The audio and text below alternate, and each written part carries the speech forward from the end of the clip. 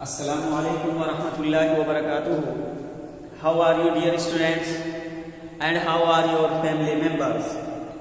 Brothers, as you know, we were reading about the tense, and we have also read about the kinds of this tense: present tense, past tense, and future tense.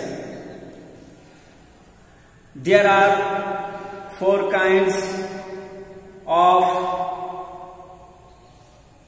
present tense, past tense, future tense.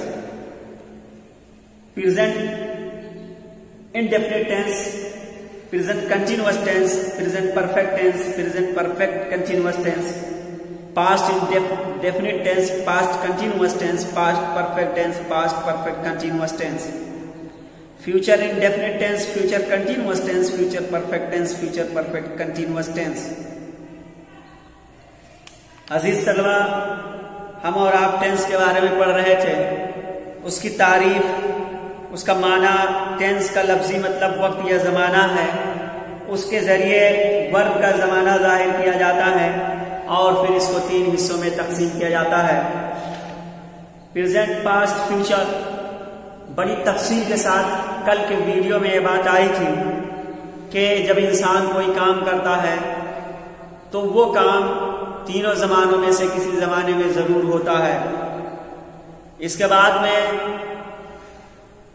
In present, past, future in सबको 4 हिस्सों में तकसीम किया गया था: indefinite, continuous, perfect, perfect continuous. तो हर एक की किस्में बन रही थी इस एतबार से, जैसा कि अभी आपके सामने बात आई है। Present indefinite tense, present continuous, present perfect, present perfect continuous tense. इसी तरीके से past indefinite tense, past continuous tense, past perfect tense, past perfect continuous tense.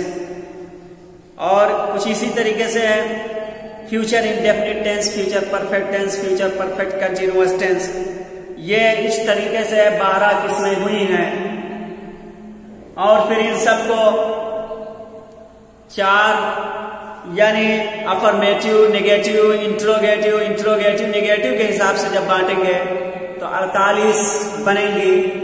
तो ये 12 जो किस्में हुई हैं ये बहुत अहम है, यही टेंस की बुनियाद है। अजीज तलबा, हम और आप ये जान चुके हैं कि सबसे पहले प्रेजेंट इंडेफिनिट टेंस की बहस साहिब किताब कर रहे हैं। इससे पहले हमने ये तारीफ आप लोगों ने लिखी थी कि प्रेजेंट इंडेफिनिट टेंस किसे कहते हैं। तो जब कोई काम मौजूदा जमाने में होता है तो उसे प्रेजेंट इंडेफिनिट टेंस कहते हैं। जैसे रहीम बाजार जाता है, रहीम गोज टू मार्केट। और इसकी पहचान आप लोगों को बताई गई थी कि जिसके आखिर में ता है, ती है, ते है, तो है वगैरह अल्फाज आए तो समझ लीजिए वो प्रेजेंट इंडेफिनिट टेंस का जुमला कहलाएगा। जैसे वो खाना खाता है, ही ईट्स फूड। और फिर इसके बाद बनाने के कायदे को बताया गया था कि सबसे पहले आप सब्जेक्ट को लाएंगे यानी फाइल को लेकर आएंगे और फिर फाइल के बाद में हमें जो लाना है वो वर्ब की फर्स्ट फॉर्म है और फिर वर्ब की फर्स्ट फॉर्म में ई और ई एस या एस या ई एस जोड़ेंगे जब फाइल वाहिद हो। यानी अगर फाइल वाहिद है तो वर्ब की फर्स्ट फॉर्म में एस या ई एस का इजाफा करेंगे, उसके बाद में मफूल लेकर आएंगे।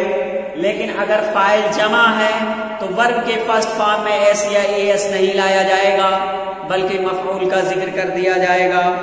जैसे अगर फाइल वाहिद हो तो उसकी सूरत ये बताए हैं, यानी ही, शी, इट, हामिद वगैरह और वाहिद नाम जैसे करीम, हामिद, हामिदा, तो वर्ब की फर्स्ट फॉर्म में एस या ई एस जोड़ेंगे। जैसे करीम घर जाता है, Karim goes to home. To home यहाँ लिखा है लेकिन होम के साथ टू नहीं आता बल्कि गोज होम कहिए, करीम गोज होम या करीम गो टू हाउस। और अगर फाइल यानी करने वाला कई यानी जमा हो, जैसे दे, वी, यू, आई और इसी तरह जमा नाम हो तो ऐसी सूरत में वर्ब का पहला फॉर्म इस्तेमाल करते हैं। जैसे तुम घर जाते हो, यू गो होम। ये हैं अफर्मेटिव के कायदे, यानी अफर्मेटिव सेंटेंसेस के ये कायदे और ये कानून है। और इसके बाद में आपको बताया गया था नेगेटिव सेंटेंसेस के कायदे को, कि नेगेटिव का यानी अगर जुमले में नहीं है तो वहां पे इसकी सूरत क्या होगी। तो ऐसी सूरत में डज नॉट या डू नॉट होगा। जैसे मैं रोटी नहीं खाता हूं, I do not eat bread. तो इसका फार्मूला ये होगा, पहले आप सब्जेक्ट लाएंगे और फिर सब्जेक्ट के हिसाब से डज नॉट या डू नॉट लेकर आएंगे। फिर वर्ब के फर्स्ट फॉर्म, अब यहाँ पर वर्ब के फर्स्ट फॉर्म में फाइल के वाहिद होने की सूरत में एस या ई एस का इजाफा नहीं होगा, क्योंकि वहां डज में ये पहले से आ चुका है। इसके बाद में ऑब्जेक्ट लेकर आएंगे। फिर यहां इन्होंने नोट करके इसी की वजाहत फिर कर रहे हैं, वाहिद यानी सब्जेक्ट के साथ डज नॉट मुआविन फेल इस्तेमाल होगा और जमा सब्जेक्ट के साथ डू नॉट इस्तेमाल होगा। इंट्रोगेटिव, अब यानी नेगेटिव के कायदे को खत्म करके इंट्रोगेटिव के बारे में बता रहे हैं। जैसे क्या तुम रोजाना स्कूल जाते हो, do you go to school daily. क्या तुम रोजाना स्कूल जाते हो, do you go to school daily. तुम कब स्कूल जाते हो, when do you go to school. अब यहाँ अजीज तलबा आपको ये बात बार बार बताई गई है और बार बार बताया जाएगा कि इंट्रोगेटिव यानी सवालिया जुमला जो है ये दो तरीके से होता है। एक ये होता है कि जुमले के शुरू में क्या लफ्ज होता है, जैसे क्या तुम खाते हो, क्या तुम सोते हो, क्या तुम पीते हो। और एक ये होता है कि सवालिया लफ्ज जुमले के बीच में आता है, जैसे तुम कब सोते हो, तुम कब खाते हो, तुम क्या पढ़ते हो, तुम कहाँ जाते हो वगैरह। तो इस जुमले में देखिए सवालिया लफ्ज बीच में आ रहा है। तब इन दोनों के कायदे में थोड़ा सा फर्क हो जाएगा। वो सवालिया जुमला जिसके शुरू में क्या लफ्ज आता है तो उसकी अंग्रेजी नहीं लाएंगे, बल्कि हेल्पिंग वर्ब ही से उसका माना अदा हो जाएगा। उसके बनाने का कायदा ये होगा, यानी सबसे पहले आप लेकर के आएंगे डू या डज। उसके बाद में फाइल लेकर के आएंगे, फाइल के हिसाब से डू या डज आप पहले लेकर आएंगे।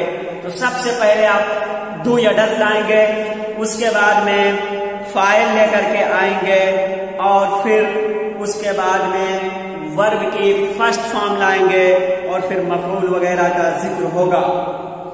जैसे क्या तुम रोजाना स्कूल जाते हो, do you go to school daily. इस मिसाल में देखिए यहाँ चूंकि फाइल जमा इसके शुरू में डू लेकर आए हैं, और अगर यही फाइल वाहिद होता तो यहाँ पे डज लाते। जैसे क्या वो स्कूल रोजाना जाता है, तो इसको आप यूं बनाते, does he go to school daily.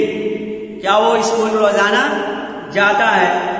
और ये मिसाल हो गई उस सूरत की जब लफ्ज़े क्या जुमले के शुरू में हो। लेकिन जब लफ्ज़े क्या जुमले के बीच में हो, जैसे तुम कब स्कूल जाते हो, तो अब इसकी कब की अंग्रेजी लेकर आएंगे, when do you go to school. तुम कब स्कूल जाते हो। अजीज तलबा, इसके बाद में इंट्रोगेटिव और नेगेटिव सेंटेंस की बारी आती है। जैसे तुम क्यों नहीं स्कूल जाते हो, तो why do you not go to school. Why do you not go to school, Hamid क्यों नहीं रोता है, why does Hamid not weep. बनाने का कायदा, यानी सबसे पहले WH फैमिली, फिर डज, फिर डू, फिर सब्जेक्ट, फिर नॉट, फिर वर्ब, फिर फर्स्ट फॉर्म, फिर ऑब्जेक्ट। यानी इसमें यह होगा नॉट आपको वर्ब का जो फॉर्म होगा उस सब्जेक्ट के बीच में लगाना होगा। नोट करके ये बता रहे हैं, नोट टेंस में दो हेल्पिंग वर्ब इस्तेमाल होते हैं। ये टेंस जो आपका प्रेजेंट इंडेफिनिट टेंस है, नेगेटिव और इंट्रोगेटिव होने की सूरत में इसमें दो हेल्पिंग वर्ब इस्तेमाल होते हैं, डू डज। ये दोनों सिर्फ नेगेटिव और इंट्रोगेटिव में इस्तेमाल होंगे, और अंग्रेजी जुमलों में जहां डू और डज और इसी तरह वर्ब का फर्स्ट फॉर्म या फिफ्थ फॉर्म इस्तेमाल होगा, वहां पर ता है, ती है, ते है का तर्जुमा होगा। अलबत्ता लफ्ज हु के साथ डू डज का इस्तेमाल नहीं करते, बल्कि उसके साथ वर्ब का पांचवा फॉर्म इस्तेमाल करते हैं। जैसे तुम्हें अंग्रेजी कौन पढ़ाता है, हु टीच यू इंग्लिश। अजीज तलबा, ये कवायद है प्रेजेंट इंडेफिनिट टेंस के, अफर्मेटिव, नेगेटिव, इंट्रोगेटिव के, जिसको इससे पहले आप लिख चुके हैं और पढ़ चुके हैं बार बार, इसको अभी आपके सामने रिपीट कर दिया गया है ताकि वो चीज फिर जहन में, वो कवायद फिर जहन में गर्दिश करने लगे। और फिर इसी की रोशनी में आपको एक्सरसाइज नंबर 3 जो दी गई है उसको बनाना शुरू कर दीजिए। और एक्सरसाइज नंबर 3 के बाद एक्सरसाइज नंबर 4 बनाना है। चलिए बनाइए। एक्सरसाइज नंबर 3 है आई लिव इन लखनऊ। तर्जुमा कीजिए। हेलो, हाँ बोलिए। आई लिव इन लखनऊ, मैं लखनऊ में रहता हूं। आई लिव इन लखनऊ, मैं लखनऊ में रहता हूं। अब यहां पे देखिए, आई चूंकि आपका ये फाइल जमा है, इसलिए ये जो वर्ब ला रहे हैं इसमें एस या एस नहीं लगाए हैं। तो आई लिव इन लखनऊ, मैं लखनऊ में रहता हूं। चलिए दूसरा, you work in a factory. बनाइए। You work in a factory. बोलिए। हेलो, हाँ, you work in a factory, तुम एक फैक्ट्री में काम करते हो। अब यहां देखिए, यू फाइल आपका जमा है, इसलिए वर्ब की फर्स्ट फॉर्म लाए हैं और इसमें एस या एस बढ़ाने की जरूरत नहीं है। When do you go to school daily? When कब do you go to school daily? तुम रोजाना स्कूल जाते हो। तुम रोजाना स्कूल कब जाते हो? तो अब यहाँ पे देखिए, रोजाना स्कूल कब जाते हो, कब लफ्ज आया जो कि सवालिया लफ्ज है जुमले के बीच में, इसलिए उसकी अंग्रेजी लाए when do you go to school daily? Does your teacher teach English? Does क्या your teacher, तुम्हारे उस्ताद teach English, इंग्लिश पढ़ाते हैं? क्या तुम्हारे उस्ताद इंग्लिश पढ़ाते हैं? अब यहाँ देखिए, यहाँ डज इसलिए लेकर आए क्योंकि ये इंट्रोगेटिव सेंटेंस है, शुरू में लाए हैं और इसका फाइल टीचर जो कि वाहिद है, इसी की मुनासिबत से डज हेल्पिंग वर्ब शुरू में लेकर आए हैं जो क्या का माना अदा कर रहा है। Does he not abuse you, क्या वो तुम्हें गाली नहीं देता है? Does he not abuse you, क्या वो तुम्हें गाली नहीं देता है? यहां देखिए, इंट्रोगेटिव नेगेटिव सेंटेंस में नॉट लेकर आए हैं वर्ब की फर्स्ट फॉर्म से पहले और फाइल के बीच में। इसी चीज को कायदे में बताया गया था। तो does he not abuse you, क्या वो तुम्हें गाली नहीं देता है? Do you not like to take tea, क्या तुम चाय पीना पसंद नहीं करते हो? डू यू नॉट लाइक, क्या तुम पसंद नहीं करते हो टू टेक टी, चाय पीना? इस जुमले को देखिए अजीज तलबा, ये क्वेश्चन यानी इंट्रोगेटिव सेंटेंस है और इंट्रोगेटिव के बारे में आपको बताया गया है कि दो तरह होते हैं। शुरू में क्या लफ्ज होता है या बीच में क्या क्यों कहाँ होता है। शुरू में अगर होगा क्या लफ्ज तो उसकी अंग्रेजी नहीं लाएंगे बल्कि हेल्पिंग वर्ब लाएंगे और उसी से उसका माना अदा हो जाएगा।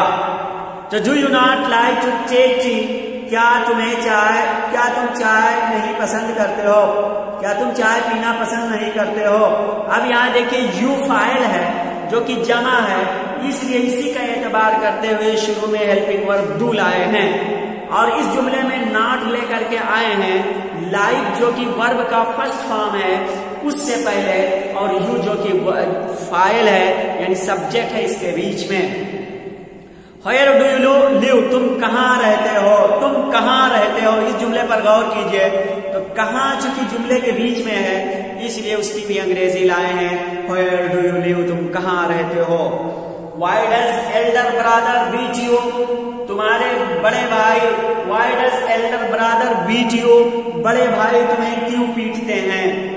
अब इस मिसाल में देखिए, एल्डर ब्रदर ये फाइल है, वाहिद है, इसलिए इसका एतबार करते हुए हेल्पिंग वर्ब डज लेकर के शुरू में आए हैं और उस डज से पहले वाई लेकर के आए हैं, इसलिए कि जुमले के बीच में क्यों का लफ्ज आ रहा है, यानी बड़े भाई तुम्हें क्यों पीटते हैं। क्यों लफ्ज जो जुमले के बीच में आया है, तो अब ऐसी सूरत में उसकी अंग्रेजी लानी पड़ी है इनको। Why does elder brother beat you? Does he not speak English? क्या वो अंग्रेजी नहीं बोलता है, क्या वो इंग्लिश नहीं बोलता है। अजीज तलबा, इस जुमले में देखिए यहाँ डज हेल्पिंग वर्ब है जो कि जुमले के शुरू में आया है, इसलिए कि ये इंट्रोगेटिव सेंटेंस यानी सवालिया जुमला है, और इस डज को इसके फाइल ही के हिसाब से लाया गया है। चूंकि यहाँ पे ही वाहिद है इसलिए डज लाए हैं। और नॉट का इस्तेमाल देखिए, नॉट के इस्तेमाल के कायदे के बारे में आपने पढ़ा था कि वर्ब की फर्स्ट फॉर्म और फाइल यानी सब्जेक्ट के बीच में इस्तेमाल करते हैं, इसलिए यहाँ उसका नमूना आप देख रहे हैं। Does he not speak English, क्या वो इंग्लिश नहीं बोलता है। In which class do you read, तुम किस क्लास में पढ़ते हो।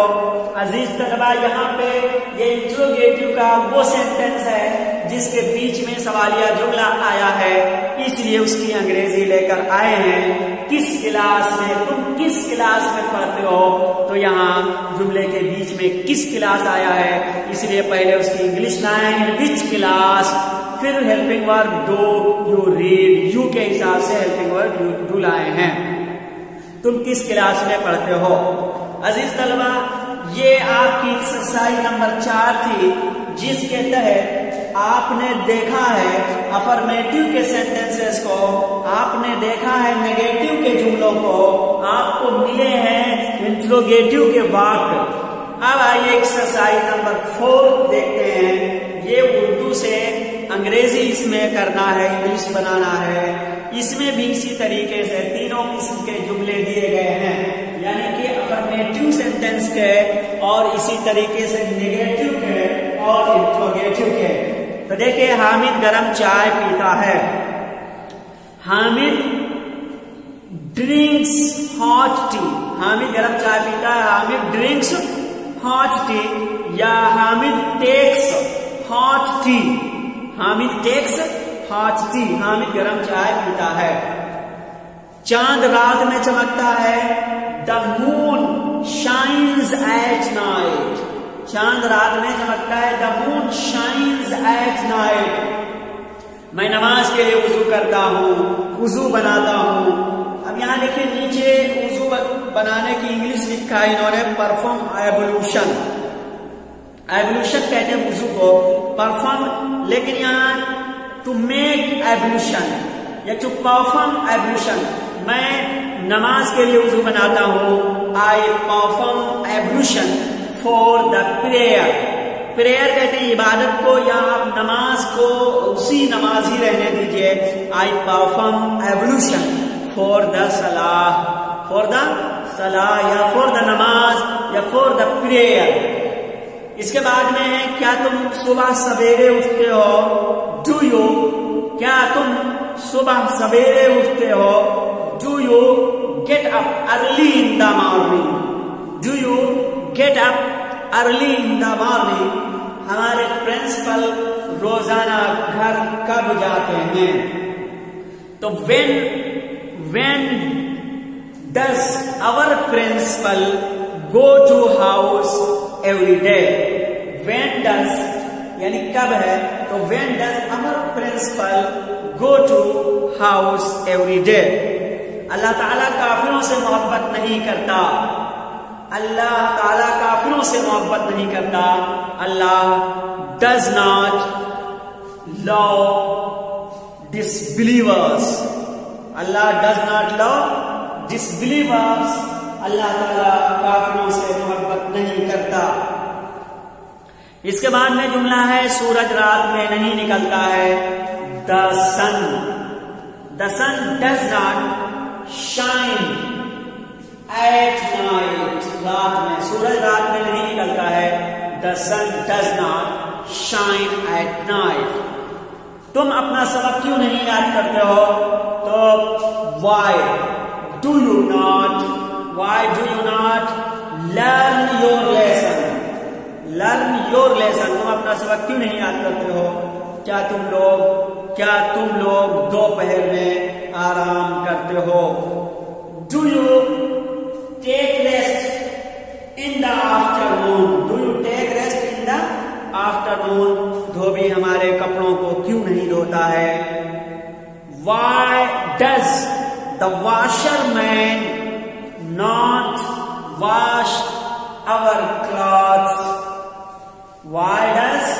The washer man not wash our clothes.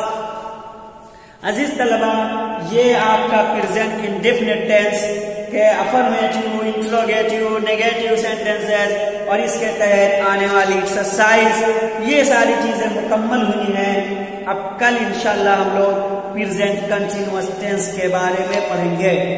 आज के लिए बस इतना ही, फिर मिलेंगे आपको कल अगली वीडियो में प्रेजेंट कंटिन्यूअस टेंस के साथ।